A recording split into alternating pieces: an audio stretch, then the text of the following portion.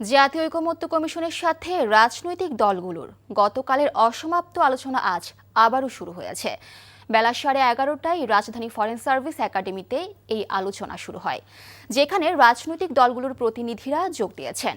বৈঠকের শুরুতে রাখা বক্তব্যে কমিশনের সহ সভাপতি অধ্যাপক আলী রিয়াজ এই মাসের মধ্যে জুলাই সনদ চূড়ান্ত করার বিষয়ে আশাবাদ ব্যক্ত করেন।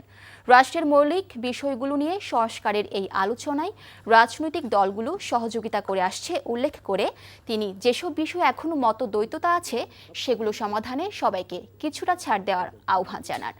দলীয় প্রধান, সংসদ নেতা ও প্রধানমন্ত্রী একই ব্যক্তি হতে পারবেন কিনা সে বিষয়ের অসমাপ্ত আলোচনায় আজ হচ্ছে। মনে করি যে এটা আসলে আমরা বিবেচনায় রাখতে পারবো না, তাহলে সেটা বাদ দেওয়ার ব্যাপারে কমিশনের কোনো অবস্থান নেই। কমিশন মনে করে যে এগুলো গুরুত্বপূর্ণ, সেই কারণে উপস্থাপন করা হয়েছে। কিন্তু আমরা জোর করে কিছু চাপিয়ে দিতে চাইনি, কখনো চাইবো না। কিন্তু আমাদের একটা অবস্থান তো অবশ্যই থাকছে যে রাষ্ট্র কাঠামো সংস্কারের জন্য আমরা প্রয়োজনীয় মনে করেছি, অন্যথায় এগুলো উপস্থাপন করার প্রয়োজন হতো না। সেগুলো বিবেচনায় রেখে আপনারা আশা করি আগামী আজকে থেকে 10 দিনের মধ্যে আমরা এক জায়গায় উপনীত হবো, একটি জাতীয় সনদ তৈরি করবো। বান্ডেল থাকলে প্রতি সেনমানিতে টাকা বাঁচবে। বিকাশ সেনমানি বান্ডেল কিনে জিতুন প্রতি লেনদেনে। ঐকমত্য কমিশনের বৈঠকের খবর সংগ্রহে এই মুহূর্তে ফরেন সার্ভিস একাডেমিতে আছেন সহকর্মী আপেল শাহরিয়ার। আমরা সরাসরি যুক্ত হচ্ছি তার সাথে। আপেল, বৈঠকের অগ্রগতি নিয়ে কি খবর আছে আপনার কাছে, আমাদের বিস্তারিত জানাবেন।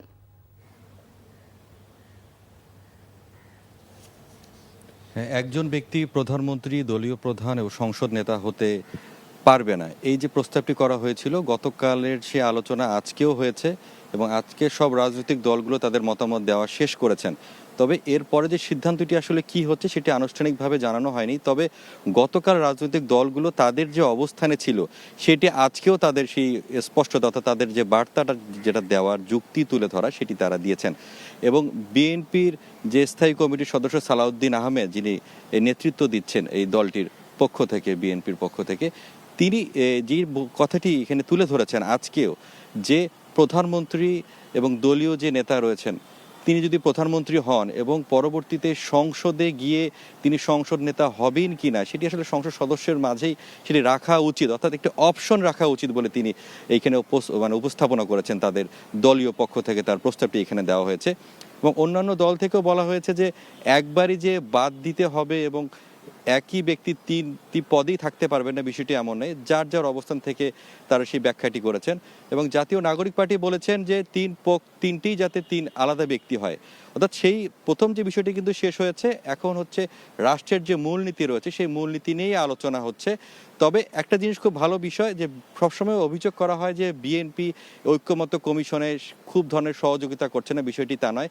এবং সংবিধানের অর্থাৎ রাষ্ট্রের মূলনীতির ক্ষেত্রে যে প্রস্তাবটি দেওয়া হয়েছে সংস্কার কমিশন থেকে সেটিতে একমত পোষণ করেছে বিএনপি। জানছিলাম জাতীয় ঐকমত্য কমিশনের বৈঠকের খবর।